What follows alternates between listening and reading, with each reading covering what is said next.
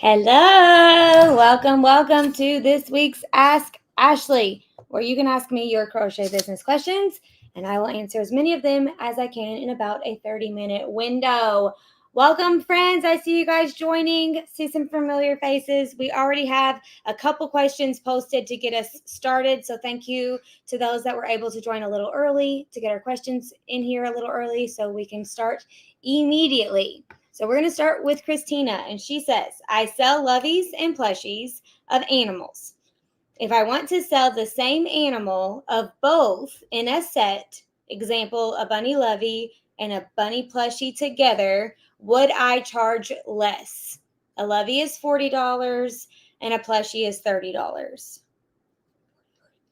$70. Okay, so Christina, my answer is going to say, it depends. Like you can charge less if you want, but you don't have to if you don't want to.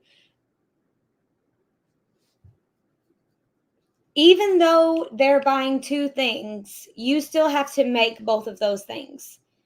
So if it was going to be worth your time to make a set,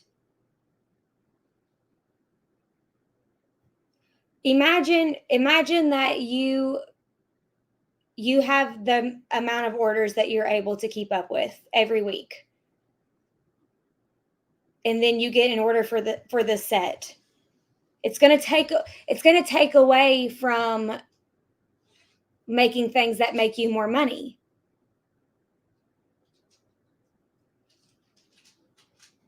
Do you have free shipping in your shop, or is it just orders over, was it 35, I think is the limit? I mean, if they order them both together, they're going to save on shipping than if they were to order them separately. Well, it's going to be calculated, but it would probably still be a little bit cheaper than to do them both separately. It's up to you. If you are in a season of business where you are able to offer it at a discount and still earn the amount of money that you're working smarter, not harder. Like if you're in a season where that is the smarter decision, then do that. Because how am I supposed to know if I'm in a season? Well, one, you're not getting consistent sales. Two, you want to do things to create more sales to help get your shop up and running. So if you are at an early part of your journey and you want to add something like this, I think that's fine. Now, once your business starts to take off where you are getting consistent sales on a regular basis, this might not be the smartest move. Because I can make 10 Claire Bun, imagine I can make 10 Claire Bun beanies a week. That's all that I'm able to do. If I'm selling 10 Claire Bun beanies a week, one at a time, then there's no reason for me to add a bundle where somebody can get two for a little bit cheaper, because I can still only make 10 in my time of the week. So I hope that makes a little bit more sense. But if I say I'm selling my Claire Bun beanies for $20 a piece or two for $35, and I'm not getting consistent sales, $35 is more than $20. So it would be that would be a smart decision, not like the only decision, but if I wanted to do that decision, I could do it in that season of business. So I hope that helps Christina and everybody else. I know it's a little tricky. Another thing that you could do, Christina, is you could offer it as a gift set, and you could say it comes with a blank card. Something like that, something that makes it like a little bit of an extra, or comes already wrapped, or like ready to be gifted. Then you could put like some tissue paper in there. I think that would be a way to still, I mean, honestly, you could charge more. You could charge more than 30 plus 40 if you made it a gift set. You could do a gift set for 75, 40, 50, 60, 70. Yeah, a gift set for 75 and have it be like wrapped and ready to be gifted with tissue paper and in a pretty brown, what is that type of boxes? Those brown, not Mod Podge. Are they Mod Podge? Paper mache boxes that you can get at Hobby Lobby. Something like that, something on brand for you that's ready to be gifted to the person they're buying it for. That's a thought too. Okay, thank you for your question. Okay, all free shipping. Okay. You're welcome. Okay, next question is from Lauren. And she says, I have 6 clear bun beanie options listed in my shop in different variegated yarn colors. I no longer use the variegated colors. So now I use solid colors. Should I just change the pictures in my current listing to show new colors or create new listings? I don't want to lose the Etsy juice. Lauren, are these 6 different listings or one listing that has 6 variations, 6 different color options? If it's the color options, just change the color options and the pictures. Honestly, unless this listing is blowing up for you and you're getting sales regularly from that listing, it's probably fine just to relist them with the colors that you have. If you didn't want to risk it and you just want to change up that listing, that's fine too. Unless it's 6 different listings. Okay. Do you still have, hey Anthea, hey Holly, do you still have those beanies finished? Do you just not want to sell those beanies anymore? If you still have those 6 colors that you need to like get out of your house, I would just keep them listed. You feel free to like discount them if you want to, be like a discontinuing sale, and then create new listings for your new colors. I think that's what I would do. I don't think it would be worth it to go through the trouble to edit the current listings to be the correct colors. I don't think, unless it is absolutely blowing up, which if it was blowing up, you wouldn't be changing your colors anyway. Yeah, I think you can just list your new ones, and either put those on sale so you can, like you said that they're made to order, but you still might have some of the yarn that you would like to get rid of. So, and you've already went through the trouble of making the listings, so you could do that if you wanted to, at least just for a little bit, like give it a couple, well, maybe when it gets closer to cold weather time, see if you couldn't sell a couple of them a little bit of a discount, just to get rid of that color palette, because you're redefining your brand. I think that'll be fine. Hey, Deborah. Thank you for your questions, Lauren. I hope that was helpful. We have one more from Christina, and then that is all of them. So if you've got any questions, feel free to pop them in the comments for me. Christina says, also, if I sell loveys and plushies and then sets of the 2, is it too much to also offer, say, a bundle of loveys? All farm animals. I want to be versatile but not overwhelm my customers. So, Christina, when it comes to your Etsy listings, you can make as many variations, not as many, okay? We don't want to go crazy, but you can make multiple variations where they are optimized very specifically for Etsy. Optimized for Etsy strangers who are looking for a farm animal lovey set. You don't have to, like, something that you could do that would overwhelm your customers would be if someone messaged you and they were like, hey, do you sell a cow plushie? And you're like, I do. I have the cow, the black and white cow, the Highlander cow, with and without bangs, with and without a bow. But we also can do a farm lovey bundle where you can get all of the farm animals, but I also have matching plushies that go with them. That's overwhelming. Like, don't give them too much information. So each listing should not have too much information in it. You are able to hyperlink to another Etsy listing within one Etsy listing. So, and I think you should do that in all of them, just for the sake of getting more sales. It's almost like an upsell at other websites. This is the best that we can do on Etsy. But if you had your cow lovey, you could say, love cow things. Here's the matching plushie, and then link to the plushie. But you don't want to say, and here's the bundle, and here's the gift set, and blah, blah, blah, blah, blah. You can have the offer for the search box people without talking about them and giving them 6,000 options. Like, if they landed on your listing for the 4 loveys, I would hope that they got there because you used really stellar keywords for exactly what they were looking for. They wanted a set of loveys that were for farm animal folks, not because they were looking for something else and then landed on that listing. So I hope that makes sense. So you can do them. So I sell my pencil gift pocket, my pencil backpack, my pencil pillow. I sell those all 3 individually PDFs on Canva, but I also sell them as a pack, but there's a significant discount, but it's a digital product. So it doesn't make me work harder to do that. So be careful when you do your packs and your bundles, because it might not be your best interest, because you have to physically make them. It would be different if they were mass produced and you just took a little cut of the profit in order to sell more of them. That's different. You're making them by hand, one person. So it's not my immediate stance is to have bundles for cheaper for handmade folks. And also, I don't know if I would buy a bundle for cheaper. I mean, for the same price as, like, from a shopper's experience, like from a shopper's mindset, they're going to want, if it's in a bundle, they're going to expect it to be cheaper.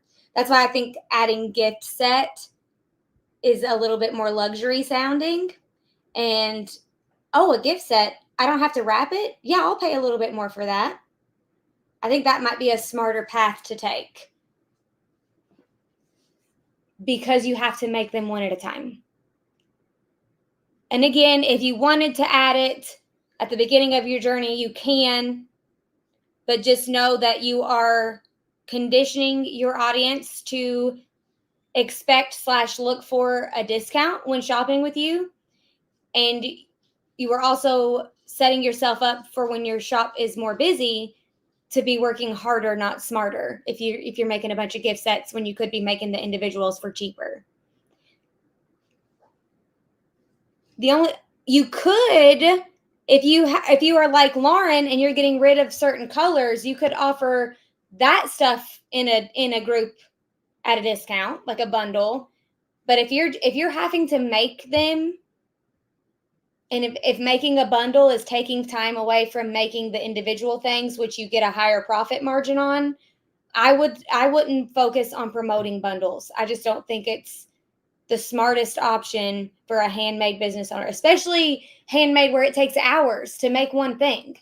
Like, it would be different if it was a Cricut thing and you're cutting it out and sticking it on. And like, if I was going to sell a bundle of headbands for a softball team, that's still pretty good because of how fast you can make them.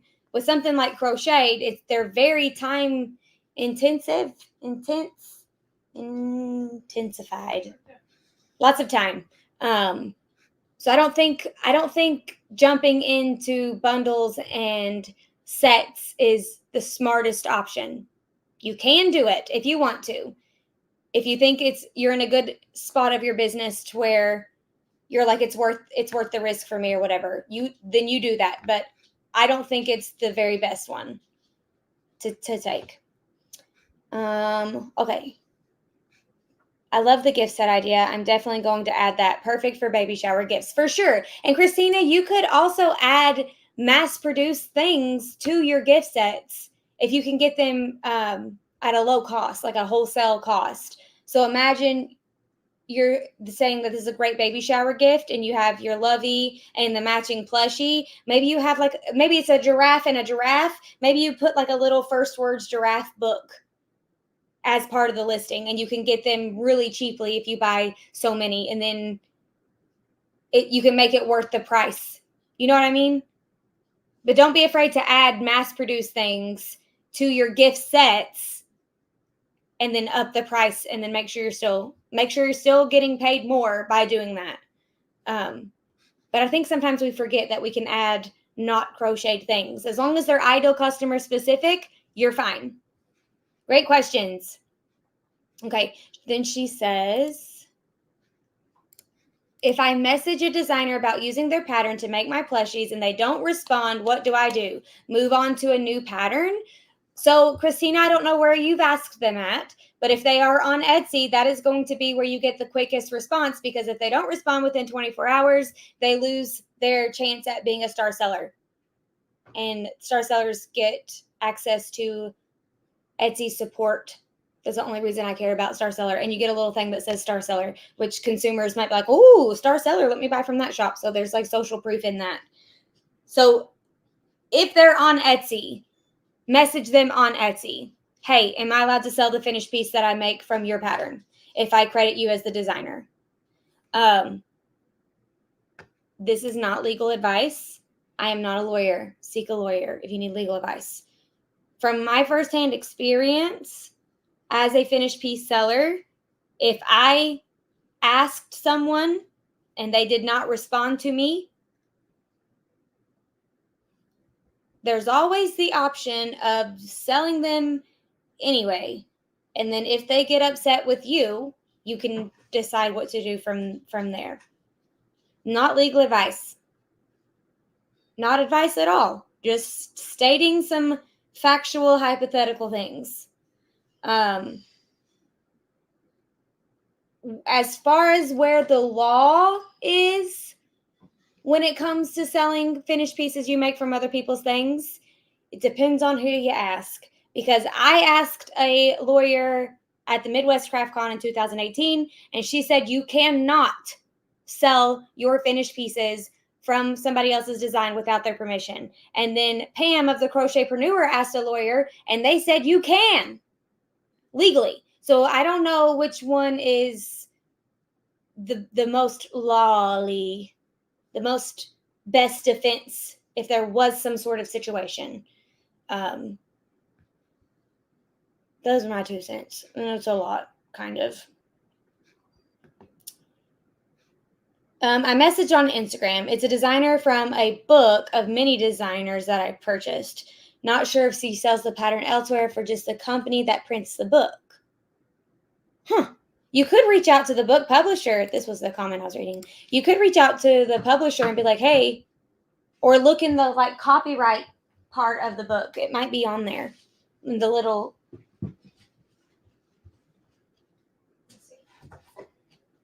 I just grabbed a random. This one is Lauren Epsey's book. One of her books, it's all her pattern. So it's not multiple designers in the same book. But I wonder if there's. All rights reserved. No part of this publication may be reproduced or transmitted in any form by any means, electronic or mechanical, including photocopy, recording of, or any information, storage and retrieval system without permission in writing from the publisher. Trademarks of third parties are used for purpose identification or information only. It's got contact at, so I can. It's got the publisher's email right here. So maybe check in your book. There might be a spot, and then you could just email the publisher and say, "Hey, I was wondering if I'm allowed to sell." They'll probably be like, "You have to ask the designer," and you'd be like, "I already did that, and she didn't answer me." So, or keep looking and see if you can find another pattern that's just easier to access for your needs. Those would be my suggestions. Okay, that is all of our questions that we have today. So feel free to pop in if you've had other things on your mind that you've been wondering about. If you have been trying to come up with some ideas and you need a little bit of a brainstorming session. If you are choosing between 2 or 3 different things and could use some input, I'm here for you for those things. I'm happy to answer them. Anthea says, I make sure when I buy my patterns to select crochet designers that put in writing permission to sell the items using the patterns. I recommend that, Anthea. I think that's definitely best practice when buying from individual designers. Christina said she bought, it's from a book, like a pattern book that's got multiple designers' patterns in the same book. So I can see how this would be a little bit of a weird situation. But yeah, if I'm shopping online for a PDF, I will look for ones that say you have permission to use this, because I wouldn't want to buy them and then me not be able to use them, or I hear back from the designer and they were like, no, you can't. Then I'd be like, well, I wasted my money. And then also I would be confused when I'm looking through my patterns, which ones don't I have permission to use? I would just avoid it completely when buying patterns online. I think that would be easier.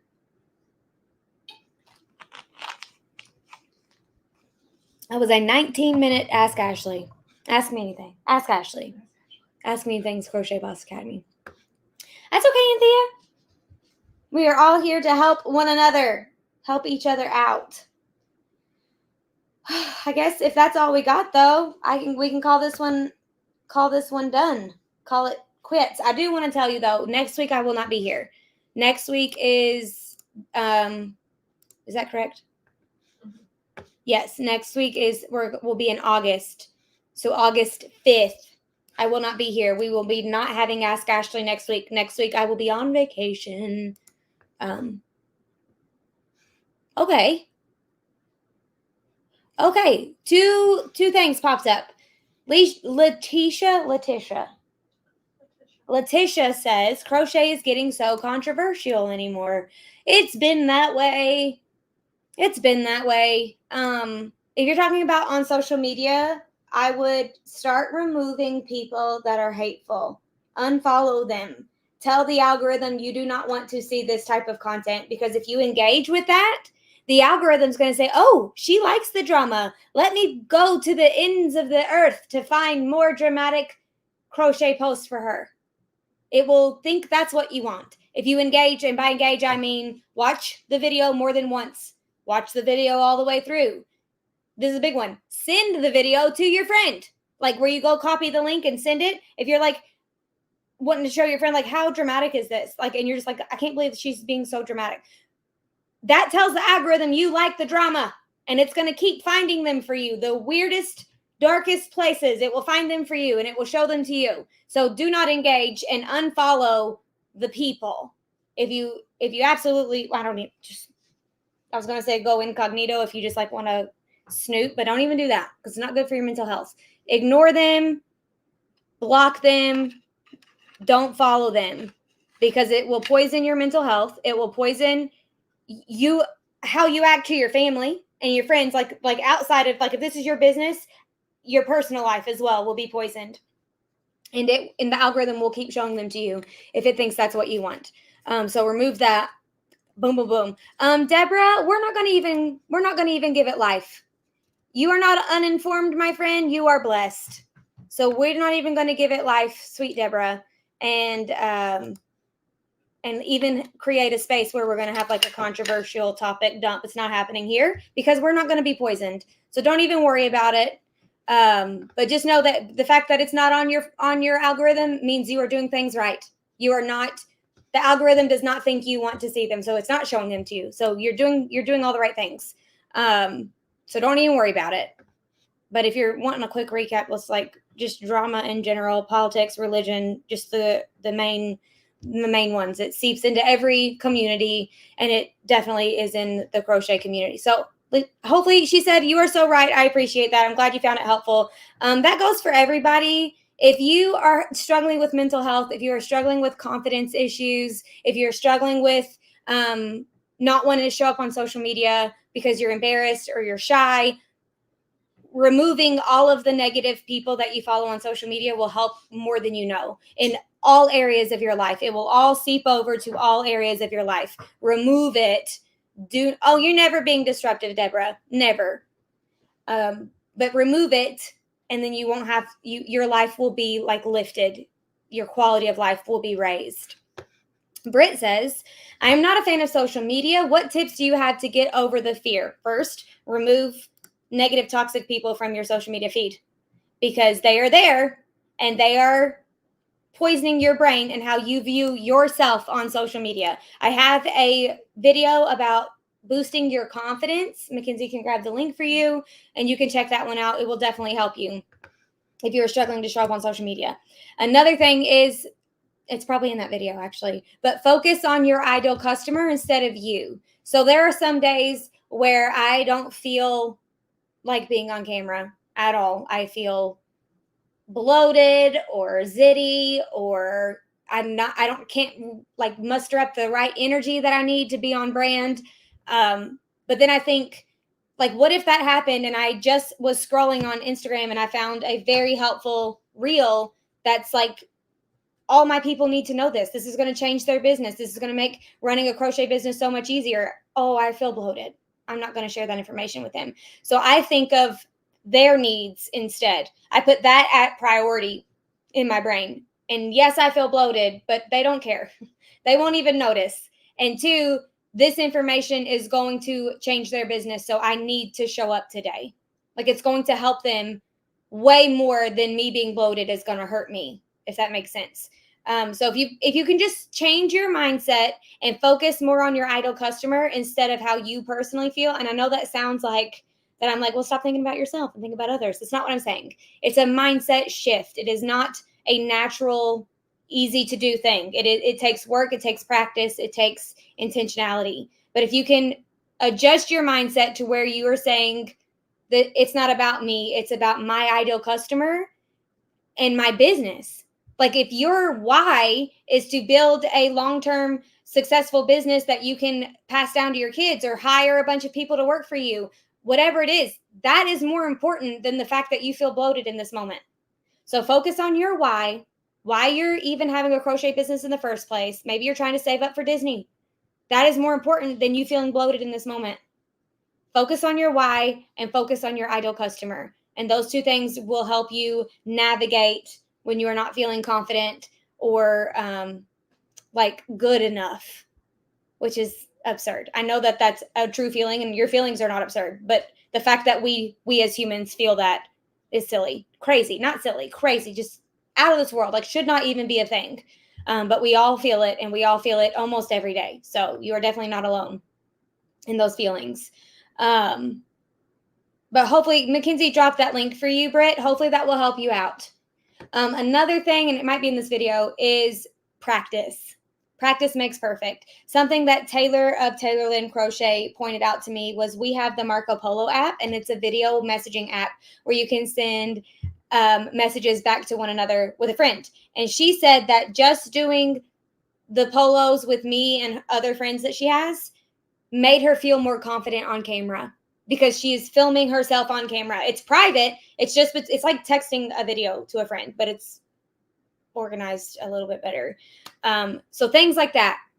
Just start sending video messages to your friends or do Marco Polo with your friends or like somebody you talk to on a regular basis. Instead of texting, video chat instead, and get used to being on camera. Get used to holding your phone up and seeing your face. That's if you just practice, that's going to really help you more than you think. I would have never thought of that because I don't often have, I guess it's because of the season of business that I'm in now, but usually it's not an issue for me to go on camera. That is the easiest thing for me to do. And I'm extremely extroverted and also oblivious to so much of the details. Like I won't even think about like, oh, my eyebrows look so funny today. I wouldn't even think about that. Unless it's extremely obvious, like a gigantic pimple that's getting ready to explode, I won't think about it. So I think it's an ADHD thing. So I'm very blessed in that way.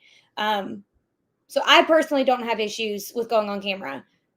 But the fact that Taylor said that helped her, I love that she shared that with me because now I'm able to share it with you guys because it's like more than just my own perspective, if that makes sense.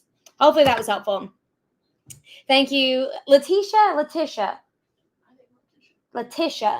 Sorry, I'm not good at English or other language. That's the only language, and I'm not very good at it. But you are very sweet. Thank you. And then Britt said, thank you. You're very welcome, friend. I'm glad you found it helpful. Sharon says, you showed a rotating thing for keychains. What's it called? Rotating? Rotating thing for keychains. Sharon, I don't know. I don't remember at all. Rotating thing for keychains. Keychains. What have I talked about keychains recently? I don't remember, Sharon. I'm sorry. But if you have more information, I'll be happy to try to think about it. Or if anybody else knows what Sharon might be referring to. Anthea says, I totally agree with you. Remove the negative and just don't engage with them. It will change your life, your whole life, not just your business, like your personal life. It was a shorty, had several keychains on it. I don't know if that was me. Like a YouTube shorts.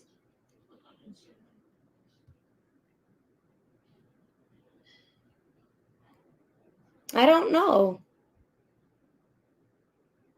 I don't remember having several keychains on anything. Maybe it wasn't me, Sharon. Maybe it was a different creator. I don't know. But we are at 4:30 now, so we will go ahead and end this guy. I will be going live in the month of August. I was going to pop the banner up, but I don't think you made it yet. Okay. She's going to make the banner for you so it shows up. 4:00 p.m. Eastern Standard Time throughout the month of August. But I will not be here next week, which is August 5th, I believe. We will be on vacation. So come hang out for the month of August, 4:00. We might change it September. I don't know. But for now, I think 4:00 is working best for our needs here.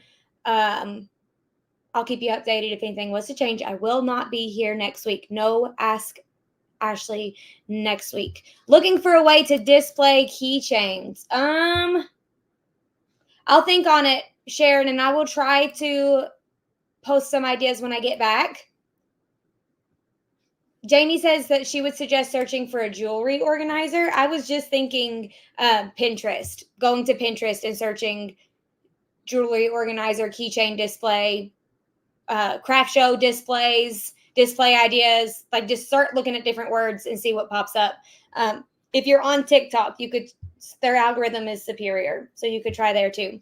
Thank you, friends. I will see you guys in 2 weeks. Have a great day.